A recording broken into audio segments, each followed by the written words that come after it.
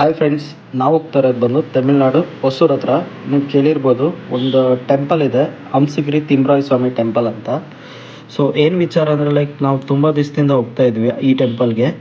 So mainly ಅಲ್ಲಿ drinking water facilities ಇರಲಿಲ್ಲ. So ಹಾಗಾಗಿ ನಮ್ಮ ಅಕ್ಕ ಬಾವ ಒಂದು ಇನಿಷಿಯೇಟಿವ್ ತೊಗೊಂಡ್ರು. ಸೊ ದೇ ಡೊನೇಟೆಡ್ ಒಂದು RO plant over they. So ನೋಡ್ಬೋದು, ಇಲ್ಲಿ ಫುಲ್ ಪ್ಯೂರಿಫೈರ್ ಇದೆ. ಸೊ ಎಲ್ಲ ನಮ್ಮ ಫ್ಯಾಮಿಲಿ ಮತ್ತು ಫ್ರೆಂಡ್ಸ್ ಎಲ್ಲ ಹೋಗಿದ್ವಿ.